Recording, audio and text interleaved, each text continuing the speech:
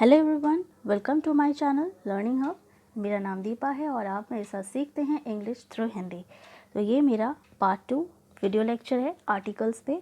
मैंने part 1 video बनाए हैं। अगर आप मेरे वीडियो को फर्स्ट टाइम देख रहे हैं तो पार्ट 1 वीडियो को ज़रूर देखें, क्योंकि अगर आप सिर्फ पार्ट टू वीडियो को देखोगे तो आपकी नॉलेज अधूरी रह जाएगी। क्योंकि मैंने पार्ट 1 वीडियो में इंडेफिनाइट आर्टिकल्स को अच्छे से एक्सप्लेन किया है, साथ में आपको बताया भी है कि किस तरह से अलग अलग सिचुएशंस में इंडेफिनाइट आर्टिकल को यूज़ करते हैं। तो चलिए अब हम जानेंगे कि डेफिनाइट आर्टिकल की डिफरेंट सिचुएशंस में हम इसको कैसे यूज़ करते हैं, इसकी बारीकी से समझेंगे। ठीक है, तो चलिए वीडियो को शुरू करते हैं। सबसे पहले हम रिवीजन कर लेते हैं कि अब तक हमने अपने वीडियो में क्या क्या सीखा है आर्टिकल्स में, इसकी बेसिक डिफरेंस क्या है डेफिनाइट और इनडेफिनाइट आर्टिकल्स की। ओके, सबसे पहला इनडेफिनाइट आर्टिकल्स ए और एन को कही जाती है और डेफिनाइट आर्टिकल्स द को कही जाती है। ओके, इनडेफिनाइट आर्टिकल्स मतलब सिंगुलर काउंटेबल नाउन के लिए यूज़ करना है आपको, और डेफिनाइट आर्टिकल का मतलब singular, plural and uncountable noun के लिए यूज़ करना है आपको। ठीक है, तो आप कंफ्यूज मत होना। आपको सिंगुलर काउंटेबल नाउन के लिए इनडेफिनाइट आर्टिकल का यूज़ करना है और डेफिनाइट आर्टिकल के लिए सिंगुलर, प्लूरल और अनकाउंटेबल नाउन तीनों की जगह तीनों तरफ के नाउन जो होते, जो भी टाइप से नाउन होते हैं, singular, plural and uncountable noun, सभी तरह के नाउन के लिए डेफिनाइट आर्टिकल का यूज़ किया जाता है। ओके, तो नेक्स्ट देखिए, सबसे इम्पॉर्टेंट चीज़ जो आपको ध्यान में लेना है डैट इज़ इनडेफिनाइट आर्टिकल का यूज़ अनस्पेसिफाइड नाउन मतलब अनिश्चित संज्ञा के लिए यूज़ किया जाता है। मतलब कोई ऐसी चीज़ जो पर्टिकुलराइज नहीं की गई है, जो स्पेसिफाइड नहीं की गई है, जो कोई भी एज ए जनरल जब बात हो रही होती है किसी चीज़ की, तो उस केस में आपको इनडेफिनाइट आर्टिकल का यूज़ करना है। ओके, और साथ में आपको ध्यान देना है कि डेफिनाइट आर्टिकल के केस में ठीक ऑपोजिट हो जाता है। आपको निश्चित चीज़ों के बारे में जब बात हो रही होती है, जब आपको किसी चीज़ को पर्टिकुलराइज करना होता है, संज्ञा को पर्टिकुलराइज करना होता है, ठीक है, तो आप डेफिनाइट आर्टिकल का यूज़ करिएगा। ठीक है, चलिए हम अब थोड़े सेंटेंसेस को देख लेते हैं, एग्जाम्पल सेंटेंसेस को, ताकि हमारी कॉन्सेप्ट जो है क्लियर हो जाए। सबसे पहला है, आप इनडेफिनिट आर्टिकल के केस में I saw a boy in the garden, मैंने एक लड़का देखा गार्डन में। अब गार्डन में कोई भी एक लड़के के बारे में बात हो रही है, ठीक है, तो कोई भी एक लड़का को मैंने देखा जिसको मैंने पहले कभी नहीं जानती थी। ठीक है, तो ये कोई पर्टिकुलर नहीं है, एक लड़के को देखा मैंने। बट अब जब आप डेफिनाइट आर्टिकल्स में देखिए आप सेंटेंस को, यहाँ देखिए, दिस इज़ द बॉय हुम I saw in the garden. अब द बॉय क्यों हो गया? क्योंकि हम उस लड़की के बारे में बात कर रहे हैं, जो लड़का के बारे में मैं बोल रही थी कि मैंने गार्डन में जो देखा है वो वही लड़का है। ठीक है, दिस इज़ द बॉय हुम I saw in the garden, ये वही लड़का है जिसको मैंने गार्डन में देखा था। ठीक है, तो अब जब आप पर्टिकुलराइज कर दे रहे हो नाउन को, ठीक है, तो आपको द का यूज़ करना है। ठीक है, नेक्स्ट देखिए, there is an apple on the table, table में एक एप्पल है। अब कोई भी एक एप्पल है, ठीक है, पर आप जब डेफिनाइट आर्टिकल की सेंटेंसेस को देखेंगे तो देखिए, the I at the Apple which was kept on the table, मतलब जो टेबल में रखी हुई थी एप्पल, मैंने उसको खाई। मतलब कोई और एप्पल नहीं, बल्कि वो टेबल में जो रखी हुई जो एप्पल है ना, वो खाई है। ठीक है, तो यहाँ हमने एप्पल को पर्टिकुलराइज किया है कि किस एप्पल की बात हो रही है। ठीक है, तो फर्स्ट केस में जनरल एप्पल की बात हो रही थी एज ए जनरल, और सेकेंड सेंटेंसेस में आप देख सकते हैं कि एप्पल को पर्टिकुलराइज किया गया है, स्पेसिफाई किया गया है। नेक्स्ट सेंटेंस देखिए, आई लाइक म्यूज़िक, म्यूज़िक क्या है? Uncountable noun. आप इसके लिए इनडेफिनाइट आर्टिकल का यूज़ नहीं कर सकते, बट आप डेफिनाइट आर्टिकल का यूज़ कर सकते हैं आपको ये बताने के लिए कि वो पर्टिकुलर म्यूज़िक के बारे में बात हो रही है। ठीक है, I like the music you have played now, जो आपने बजाई अभी वो मुझे बहुत पसंद है, वो म्यूज़िक मुझे बहुत पसंद है। तो इस तरह से आप जो है अनकाउंटेबल को पर्टिकुलराइज करने के लिए आप जो है द का यूज़ कर सकते हैं। ठीक है, नेक्स्ट देखिए, the boys are playing in the field, मैंने इसे डेफिनाइट आर्टिकल में रखा है क्योंकि ये प्लूरल फॉर्म में है, और प्लूरल फॉर्म में इनडेफिनाइट आर्टिकल के साथ यूज़ करना इम्पॉसिबल है, ये होता नहीं है, ठीक है। अनकाउंटेबल नाउन को आप इनडेफिनाइट आर्टिकल्स या प्लूरल को इनडेफिनाइट आर्टिकल के साथ यूज़ नहीं कर सकते, नहीं होता इसका यूज़। इसका यूज़ सिर्फ डेफिनाइट आर्टिकल द का ही यूज़ किया जाता है। इसीलिए द बॉयज़ यहाँ मतलब प्लूरल फॉर्म की बात हो रही है, एक से ज़्यादा की बात हो रही है, तो the boys are playing in the field, ठीक है। और हमने यहाँ बॉयज़ द बॉयज़ इसलिए बताया है क्योंकि हम जो जिस बॉयज़ के बारे में बात हो रही है हम उसी को पर्टिकुलराइज कर रहे हैं कि वह लड़के खेल रहे हैं फील्ड में, ठीक है। तो हम बट ऑब्वियस मैं जो बोल रही हूँ मैं और सामने वाला जो सुन रहा है वो उस लड़के को जानता है, देखा है, इसलिए हमने पर्टिकुलराइज कर रहे हैं कि हाँ वह लड़के फील्ड में खेल रहे हैं, ठीक है। कोई जनरल चीज़ों के बारे में नहीं हो रही, यहाँ पर्टिकुलराइज की गई है, ठीक है। तो होप आपको ये बेसिक सा डिफरेंस जो इनडेफिनाइट आर्टिकल और डेफिनाइट आर्टिकल्स में होता है वो क्लियर हुआ होगा। अब चलते हैं द डेफिनाइट आर्टिकल की प्रोनाउंसिएशन के ऊपर। यस, क्या इस पे भी प्रोनाउंसिएशन का ध्यान देना होगा? बिल्कुल ध्यान देना होगा। प्रोनाउंसिंग कैसे किया जाता है एक डेफिनाइट आर्टिकल को? देखिए, द को द बोलते हैं कब? If the is followed by the consonant sound of the beginning letter. अगर जिस वर्ड से पहले आप द लगा रहे हैं, ठीक है, उस वर्ड की फर्स्ट लेटर बिगनिंग साउंड जो होगी वो कॉन्सोनेंट हुई तो आप द कहिए। जैसे the book, the song, clear. अब नेक्स्ट देखिए, दी बन जाती है कब? If the is followed by the vowel sounds of the beginning letter. अब जिस वर्ड के पहले, ठीक है, या द फॉलोड हो रहा है ऐसे लेटर, ऐसे वर्ड्स के बाद जो जिसकी वर्ड की बिगनिंग साउंड जो होती है वो वावल हो, ठीक है। तो ऐसे वर्ड जिसकी बिगनिंग साउंड वावल हो और उससे पहले आप द लगा रहे हैं तो वो द प्रोनाउंस की जाएगी दी, ठीक है, तो दी हो जाएगी। जैसे दी एंड, दी एलिफेंट। आप देख रहे हैं कि ए जो बोल रहे हैं ए वावल साउंड होता है, तो ए बोल रहे हैं एंड बोल रहे हैं तो हम दी एंड बोलेंगे, दी एलिफेंट बोलेंगे, ना कि द एंड द एलिफेंट। ये चीज़ें आपको ध्यान में लेने वाली चीज़ें हैं, ठीक है। अब बढ़ते हैं नेक्स्ट। अब द को डिफरेंट सिचुएशंस में कैसे यूज़ किया जाता है इसके बारे में देख लेते हैं। तो जैसा कि हमने सीखा, रूल नंबर 1, सबसे पहली चीज़ जो द के बारे में जानी जाती है वो है एक ही चीज़ कि हम द को पर्टिकुलराइज करने के लिए यूज़ करते हैं। Before the noun when we particularize it और it is already referred in the context before और व्हेन एम्फसाइज इज़ नीडेड। हम जब किसी नाउन को एम्फसाइज करते हैं, हम जब किसी ऐसे नाउन के बारे में बात करते हैं जिसकी ऑलरेडी उसकी जिक्र हो चुकी है पहले सेंटेंसेस में, या ऐसे नाउन जिसको हम पर्टिकुलराइज कर रहे हैं, स्पेसिफाइड कर रहे हैं, ऐसे नाउन की बातचीत के लिए हम द का यूज़ करते हैं। अब चाहे वो नाउन सिंगुलर हो, प्लूरल हो या अनकाउंटेबल नाउन हो, क्लियर। अब देखिए sentence, the girls are dancing.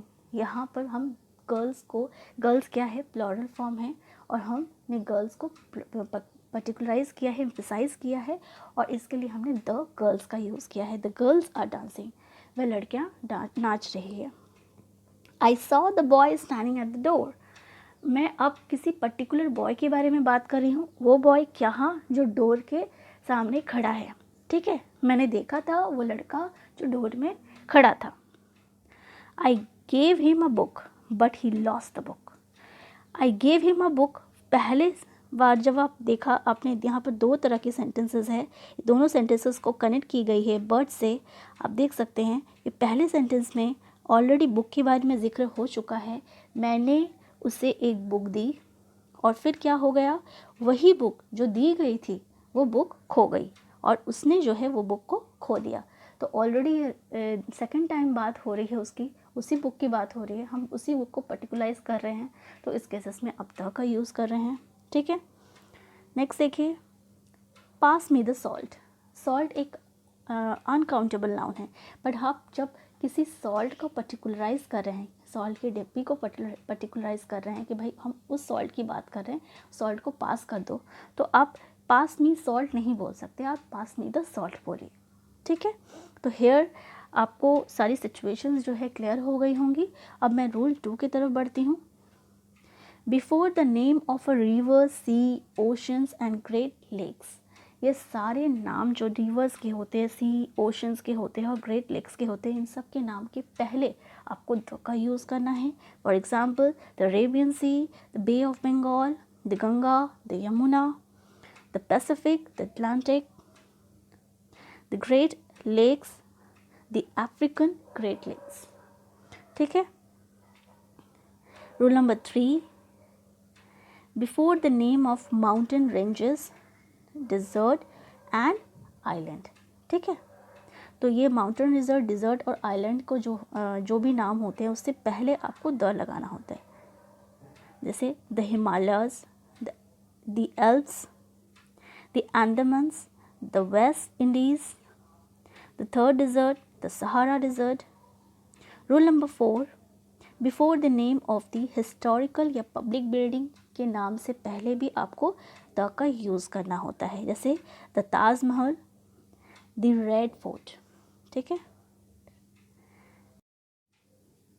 Rule number 5, before the name of newspaper and magazines, the Hindustan times, the times of India, the Deccan chronicles, the modern language review. ठीक है। ये सारे मैगजीन्स के नाम में द, न्यूज़पेपर के नाम के पहले भी द लगेगी।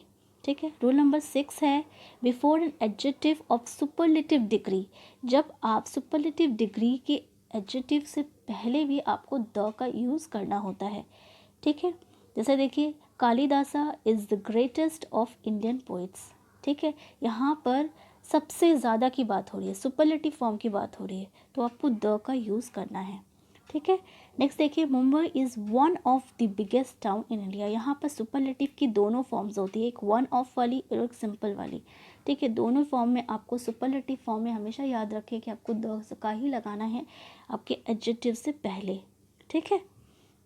नेक्स्ट देखिए, rule number 7, before the noun which is unique and there is no second one. इसकी कोई सेकेंड प्लेस नहीं है, एक यूनिक है। जैसे ऑल हेवनली बॉडीज़ जो होते हैं वो यूनिक होते हैं और उसकी सेकेंड प्लेस नहीं है कहीं। ठीक है। तो इन सब चीज़ों पे आप द लगाएंगे, the sun, the moon, the sky, the stars, the planets etcetera. ठीक है। Rule number 8, before a singular noun that refer to the class और अ ग्रुप और before adjectives give a plural meaning. तो ऐसी singular noun जो पूरी class को refer करती हो, उसकी पूरी जाति को रेफ़र करती हो, और ऐसी एडजेक्टिव जो एक्चुअली में उसकी मीनिंग प्लूरल वाली हो, ऐसे केसेस में आपको द का यूज़ करना है। जैसे देखिए, the lion is a ferocious animal. ठीक है। तो यहाँ पर क्या हो रहा है, लायन मतलब एक लायन नहीं खूंखार होता है, पूरी जितनी भी लायन है सब एक ही जैसे होते हैं। तो यहाँ लायन पूरी क्लास, पूरी उसकी ग्रुप की बात हो रही है, पूरी लायन, जितनी भी लायन है दुनिया में सबके बारे में वो रेफ़र कर रहा है। ठीक है। तो इसलिए आपने द लायन का यूज़ किया। ठीक है। Don't act like the fool, मतलब बेवकूफ़ लोगों की तरह। यहाँ पर सिर्फ एक बेवकूफ़, सारे बेवकूफ़ एक ही जैसे होते हैं ना, तो यहाँ फूल मतलब फूल पीपल की बात हो रही है। ठीक है। प्लूरल मीनिंग है इसकी। तो बेवकूफ़ लोगों की तरह एक्ट मत करो। We should help the poor. अब सिर्फ एक ही पुअर को हेल्प नहीं करना है, जितना भी पुअर है वो सबको हेल्प करना है ना। तो we should help the poor, तो यहाँ पुअर जो है वो एक्चुअली में प्लूरल मीनिंग या पूरी क्लास को रेफर कर रही है, इसलिए आपने द लगाया। ठीक है। नेक्स्ट देखते हैं रूल नंबर 9, बिफोर ओनली या ऑर्डिनल नंबर के ऊपर। जब ओनली से कुछ हो या ऑर्डिनल नंबर हो, जैसे फर्स्ट, सेकंड, थर्ड, इस केसेस पे भी आपको द लगाना। जैसे देखिए, the first number, the fifth floor, on the third occasions, इस तरह से। Next rule number 10, before some special comparative form of adjective. ये क्या है, ये एक तरह का स्पेशल कंपैरेटिव फॉर्म है, इसमें आपको द का ही यूज़ करना होता है। जैसे for example, the more the merrier. ये बहुत ही ये है कि जितना ज़्यादा उतना अच्छे, मतलब जितने ज़्यादा लोग होंगे उतने ज़्यादा अच्छा होगा, मज़ा आएगा, है ना। इस तरह की जो है एडजेक्टिव यूज़ की जाती है। अब देखिए, द फ्यू द बेटर, जितना कम लोग हो उतना अच्छा। ठीक है।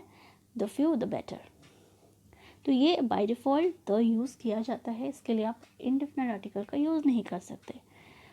The more you earn the more you spend, जितना हम अर्न करेंगे उतना ज़्यादा हम खर्च होगा हमारा।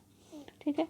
Rule number 11, before holy book musical instrument के पहले भी आपको लगाना है, जैसे the Gita, the Bible, the Quran, the Vedas, the Ramayana, ठीक है, द सितार, द पियानो, इन सब केसेस में भी आपको द लगानी है।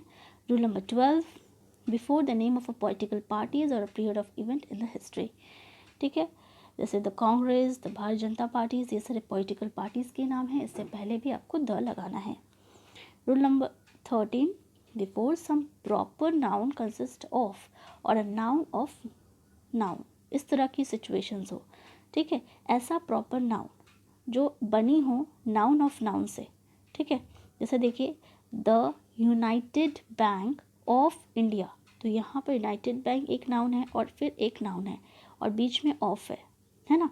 ऐसे नाउन ऑफ नाउन वाली सिचुएशंस अगर हो किसी भी प्रॉपर नाउन का, प्रॉपर नाउन जब नाउन ऑफ नाउन जैसा बना हो स्ट्रक्चर, तब उस केसेस में आपको जो है द का यूज़ करना है। जैसे देखिए स्टेट बैंक ऑफ इंडिया, तो ये भी एक प्रॉपर नाउन है, किसी बैंक का एक पर्टिकुलर नाम है, तो इससे पहले भी आप द लगाएंगे। जनरली हम प्रॉपर नाउन में नहीं लगाते द, बट इस तरह की जो फॉर्मेट होती है ना नाउन ऑफ नाउन, उस पर हम लगाते हैं द, ठीक है, ध्यान रहे इस चीज़ का। Rule number 14, before the dates of the month, इस तरह का जब डेट हो 15th ऑफ अगस्त, मतलब अगस्त का 15 तारीख, यहाँ किसी पर्टिकुलर मंथ का पर्टिकुलर डेट जब आप रेफ़र करते हो उस केसेस पे आप द लगाएंगे, ठीक है। द 26 नवंबर 2008, ठीक है, तो यहाँ भी हमने किसी पर्टिकुलर मंथ की पर्टिकुलर डेट की बात हो रही है, ठीक है, तो इस तरह से जब आप लिख रहे हो तो उस केसेस में भी आपको द लगाना होता है। रूल नंबर 15 देखिए, before directions when it is use as a noun, और ये एक तरह से आप किसी कंट्री या किसी कॉन्टिनेंट के पार्ट को रेफ़र करते हैं तब आपको द लगाना होता है। जैसे देखिए the south of India, the Middle East, the West Asia, इस तरह से जब आप बोल रहे हैं तो आप किसी पर्टिकुलर कंट्री के पार्ट के बारे में बात कर रहे हैं तो द, ठीक है। नेक्स्ट देखिए, before the common noun use as a abstract noun, जब कोई कॉमन नाउन एब्स्ट्रैक्ट नाउन जैसी हो, एब्स्ट्रैक्ट नाउन मतलब आइडिया या फीलिंग्स को दर्शाए, ऐसी नाउन जो छू नहीं सकते बट उसको महसूस कर सकते हैं ना। नेक्स्ट देखिए example, whenever I hear this song I feel the patriot, ठीक है, तो मतलब मैं जब भी ये गाना सुनता हूँ मेरे अंदर की पैट्रियट फीलिंग जो है जगने लगती है। तो यहाँ पर पैट्रियट एक्चुअली में एब्स्ट्रैक्ट नाउन जैसा यूज़ किया गया है, ठीक है, और इसके लिए हमने इसमें द लगाया है। नेक्स्ट देखिए, ही प्लेड द फूल, मतलब वो फुलिशनेस जैसा हरकत किया है, मतलब बेवकूफ़ों जैसा जो है उसने खेला है। At last the mother in her, mother in her मतलब मदरहुड जो है, मदरनेस, तो वो मतलब अंदर की जो उसके अंदर जो मातृ जो है, मदरनेस जो है वो जग गई, वॉज थॉरली अरोज्ड, ठीक है। तो यहाँ पर आप मदर क्या है, कॉमन नाउन है, बट जब मदर को आप एब्स्ट्रैक्ट नाउन जैसे यूज़ कर सकते हैं जब आप करते हैं तो उस केसेस में आपको द लगाना है, ठीक है। Rule number 17, before certain country या provinces which is form by the union of small unit, जब किसी छोटे छोटे स्टेट्स को मिलाकर कोई कंट्री बनती है या कुछ छोटे छोटे डिस्ट्रिक्ट को मिलाकर जब कोई स्टेट्स बनती हैं, ऐसी चीज़ों पर जब यूनाइटेड करके कुछ बनता है तो उस केसेस पे आपको द लगाना होता है। देखिए the United kingdom, the United Arab Emirates, the United state of America, आप इन सब चीज़ों के जो है यूनाइटेड है इसलिए आपने द लगाया, ठीक है, ध्यान रखें। The Punjab, the Karnataka, the Deccan, इन सब की जगहों पे भी आपको द लगाना होता है, ठीक है, क्योंकि ये प्रोविनेंस है, ठीक है।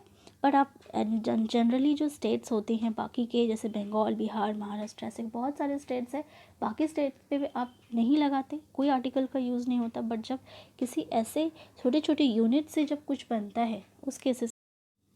रूल नंबर 18 देखिए, before certain adjectives indicate the nationality, जब कोई ऐसी एडजेक्टिव जो नेशनैलिटी को इंडिकेट कर रही हो, जब कोई ऐसा फॉर्मेशन हो जैसे एडजेक्टिव प्लस कॉमन नाउन हो या एडजेक्टिव प्लस प्रॉपर नाउन हो, देखिए आप एडजेक्टिव प्लस कॉमन नाउन से स्ट्रक्चर हो या एडजेक्टिव प्लस प्रॉपर नाउन हो, ठीक है, उस केसेस में आप द लगा सकते हैं। ठीक है, और देखिए the French, the Chinese, the Buddhist, यहाँ नेशनैलिटी को दर्शा रही है इसलिए आपने द लगाया है। देखिए the English language, the Turkish टबाको, यहाँ पर एडजेक्टिव की यूज़ की गई है। ठीक है, देखिए एडजेक्टिव की यूज़ की गई है, एडजेक्टिव प्लस कॉमन नाउन की यूज़ की गई है। ठीक है, the national museum.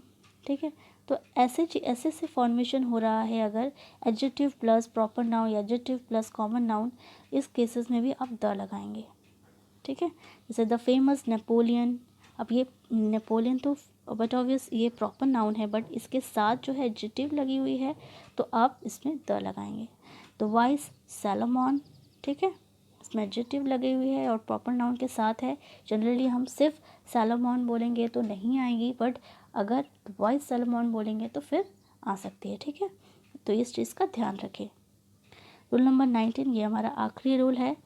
Before some of the common phrases where usage of article doesn't follow any specific rules, इसकी कोई स्पेसिफिक रूल नहीं है, बट बाय डिफ़ॉल्ट आपको उस फ्रेजेस के साथ आर्टिकल का यूज़ किया जाता है और डिफिनाइट आर्टिकल का यूज़ किया जाता है और आपको ये मेमोराइज़ करनी पड़ेगी।